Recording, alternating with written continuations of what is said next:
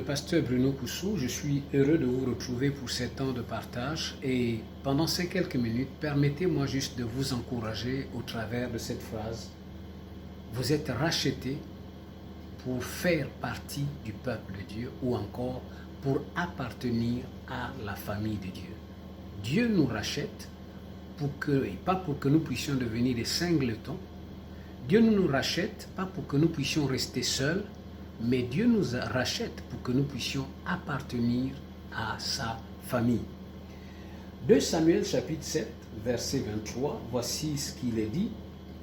Est-il sur la terre une seule nation qui soit comme ton peuple, comme Israël, que Dieu est venu racheter pour en former son peuple, pour se faire un nom et pour accomplir en sa faveur, en faveur de ton pays, des miracles et des prodiges en chassant devant ton peuple que tu as racheté d'Égypte des nations et leur Dieu? C'est une question, mais à l'intérieur de cette question, regardez ce que Dieu dit.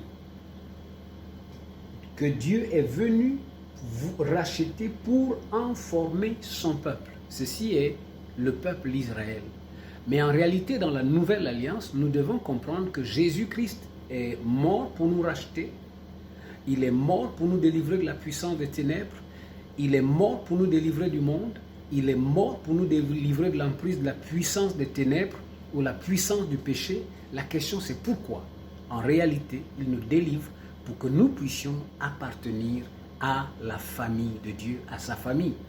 Alors, quelqu'un qui est sauvé, quelqu'un qui croit être délivré de la puissance de Dieu, quelqu'un qui croit être ressuscité par Christ et qui, en réalité, ne développe pas un sentiment d'appartenance à la famille de Dieu, en réalité est ignorant d'une vérité qui, en réalité, est très importante pour sa vie.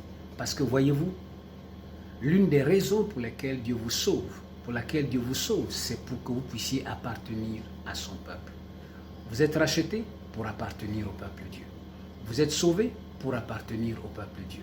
Il vous délivre de la puissance des ténèbres pour que vous puissiez appartenir à la famille de Dieu. Il vous délivre de l'emprise du péché pour que vous puissiez appartenir à la famille de Dieu.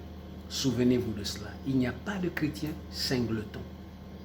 Il n'y a pas de chrétien sans famille. Il n'y a pas de disciples qui disent « Je suis sauvé pour vivre ma vie seul ».